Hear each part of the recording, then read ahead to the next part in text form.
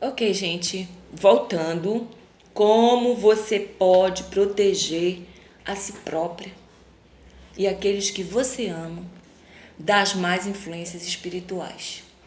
Ok, gente? É o segundo, é a continuação e eu espero concluir aqui. Então, no vídeo anterior, agorinha, eu dizia para vocês a respeito de como a espiritualidade negativa pode influenciar, sim, as pessoas aqui na matéria e até mesmo crianças e animais. Eu terminei dizendo também a respeito de que no orbe espiritual, a espiritualidade, como aqui na Terra, eles têm laboratórios nos quais eles manipulam as substâncias existentes. Eles manipulam física, química, matemática e como a influência acontece de lá para cá e daqui para lá também. Mas esse material eu vou tratar somente do que de lá para cá. Ei, Bonnie, não faça isso. Ei, Bonnie, ei, Bonnie, ei, Bonnie, não faça isso. Vou chegar lá também. Era minha cachorrinha que já está passando por um processo. Já tem 1 ano, e como eu não acredito em acaso, eu nunca tive animais doentes, nunca passei por isso. E ela já está há 1 ano que ela está com um problema que futuramente eu vou colocar como acontece a influência através dos animais. Como eles conseguem nos atingir, inclusive, nós seres humanos, através dos animais. Bom, então, no laboratório espiritual, né, os espíritos são seres inteligentes que o corpo morreu, mas a mente, o ser pensante, ele continua. É muito triste acontecer isso aqui no Brasil, porque na Alemanha, na Rússia, existem já estudos avançadíssimos a respeito do que acontece com a espiritualidade, e, no caso com os espíritos que já foram para o outro lado, que já perderam o corpo físico, né? Pessoas que morrem na nossa linguagem, e como eles influenciam aqui na Terra, tanto bem quanto mal. Existem uns até que eles até nem têm má intenção, gente. Como eles não tiveram conhecimento também aqui na Terra, eles morrem ignorantes. E lá do outro lado a vida continua, né? E continua, nós precisamos também conhecer os processos de lá do outro lado, para que a gente possa, inclusive, ter essa comunicação que eu falei, que é uma ajuda mútua de lá para cá e daqui para lá. Eu conheci um material, um livro, que eu comprei numa livraria espírita aqui em Belém do Pará. Esse livro, ele é um livro de teoria, eu esqueci, já faz muito tempo, eu emprestei, a pessoa não sabe onde colocou, mas lá, esse livro explica assim, que existem tantas coisas que devem ser conhecidas por nós aqui, e não são. Que se fossem, nós já estaríamos, por exemplo, o espírito sentaria do teu lado, né? O espírito, e você conversaria naturalmente, como se estivesse conversando com uma pessoa de carne e osso, porque o espírito ele plasma. Mas por que isso não acontece? Bom, aí eu digo que a influência de Deus nas nossas vidas não dá para ser assim ainda. Não dá. As pessoas, elas não estudam nem aquilo que deve ser agora do básico para poder ajudar aqueles que nascem aqui, né? E o desenvolvimento do ser humano. Então, como é que já vai bater papo com o espírito? Não dá. Então, a gente tem que primeiro conhecer as nossas questões aqui na Terra. Nós viemos para aprender, mas para aprender a lidar com o tempo, com o espaço, com os limites do corpo, com o que a gente pode e o que a gente não pode aqui. Aprender proporção, aprender realmente a viver e a lidar com administrar os nossos poderes aqui na Terra. Porque nós fomos criados à imagem e semelhança do Todo-Poderoso. Como Jesus disse, quando ele esteve aqui na Terra, ninguém pode contestar. O que eu faço, vós podeis fazer igual ou melhor. Mas quem que ensina isso para a população? A nossa população, a nossa sociedade, por exemplo, a brasileira e outros países aí, são extremamente ignorantes a respeito do que a espiritualidade existe e o que pode ser e o que pode ser evitado de ruim e o que pode ser manifestado de bom. O que podemos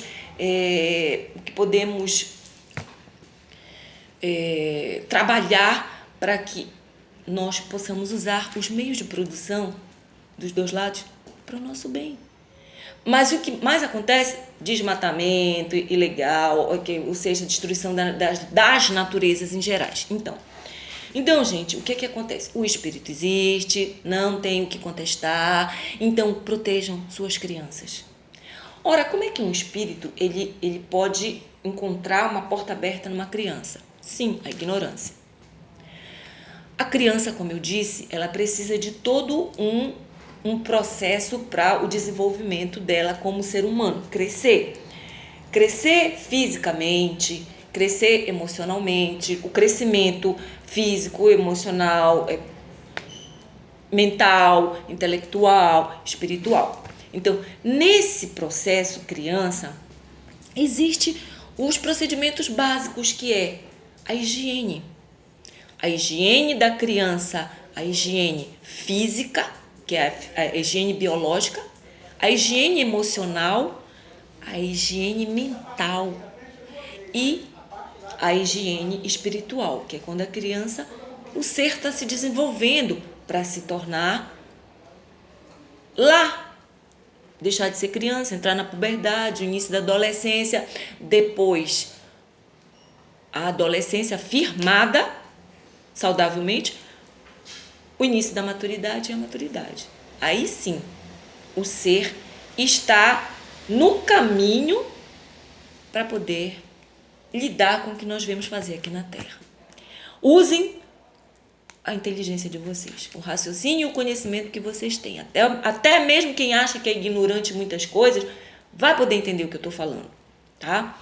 Principalmente os educadores e as pessoas da área de saúde também. Então, vejam bem, a criança. A criança precisa, né, como eu disse, da higiene física, da higiene emocional, da higiene mental, da higiene espiritual. Bom, o que seria a higiene física? A higiene é como proceder para que aquele espírito na criança, a criança desenvolva um corpo físico saudável. Saudável para que o seu espírito possa desenvolver as suas capacidades, que nós vamos chegar lá, as suas capacidades mentais, emocionais, psíquicas, intelectuais. Então, o corpo físico, ele colabora, sim, para essa proteção contra o assédio espiritual negativo. Ora, como eles podem usar a falta de higiene física? Olha, se é um menino, a criança não tem um acompanhamento de como fazer suas necessidades fisiológicas, como lidar com as suas capacidades fisiológicas, fazer no lugar adequado, não passar muito tempo, se a criança usa fralda, não passar muito tempo com fezes, com urina. Isso tudo faz parte, porque a permanência das substâncias que se formam, elas atraem aqueles espíritos São vários níveis. O assunto é muito vasto, gente, mas eu quero falar do básico. O básico é até para aqueles que não acreditam que espírito existe, que ainda são ignorantes sobre esse assunto. Então, o cuidado com a higiene deve ser não neurótico, mas natural. Ou seja, não deixar a criança, não correr, fazer um alarido, fez o cocô, fez xixi. Não. Mas ter uma observação harmônica, tranquila, para que a criança também possa absorver as condições que nós temos como seres humanos, que nós temos esse lado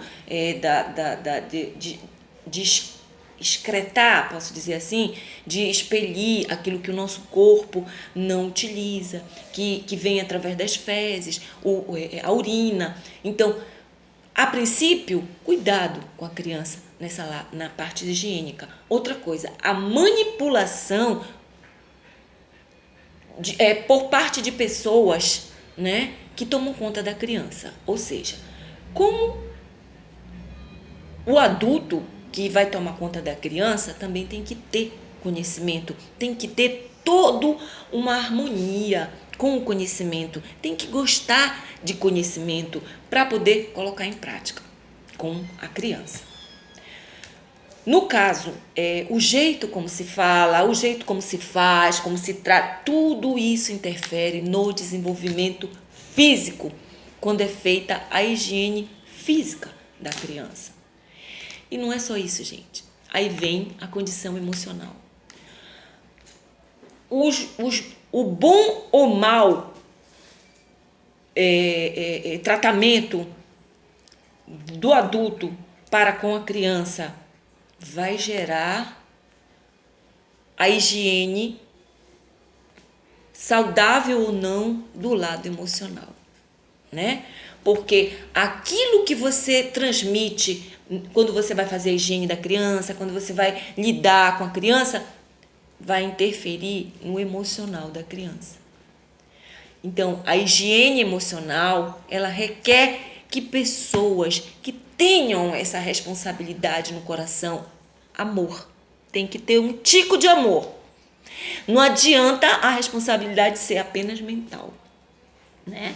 Tem muita gente, porque a responsabilidade, não sei o que. Tem gente que não sabe nem o que é preciso para poder usar o termo responsabilidade no assunto que se fala. Então, quando a espiritualidade tem uma porta aberta, por exemplo, a criança foi manipulada de maneira grosseira, a criança sente um incômodo. Esse incômodo, muitas vezes, não é detectado pelo pai, pela mãe, por ninguém. Aquela criança, ela absorve aquela má condição de higiene física, que gera uma má condição de higiene emocional. E conforme ela vai crescendo, ela vai apenas captando o que se fala ao redor dela. Ela vai perceber uma hora que ninguém fala sobre aquilo que está fazendo mal para ela. Que inconscientemente, que nós temos o inconsciente, isso não é estudado, isso é um problema muito sério também, mas a criança vai para o inconsciente dela, né? E a criança, ela vai perceber que o que se fala, o que se faz ao seu redor, não está nunca ligado com aquilo que está causando desconforto para ela. Esse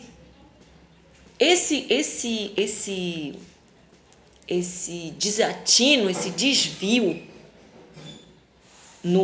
quanto ao respeito do que deve ser para com que o desenvolvimento da criança aconteça naturalmente, vai gerar outro problema na parte da higiene mental, né? Ela vai absorver. A criança, ela é um papel contato, vocês sabem disso, né? Criança é um papel contato. É como se você colocasse o papel contato, vai aparecer, no papel contato vai aparecer do outro lado aquilo que tem embaixo. Um desenho, letra, um papel em branco.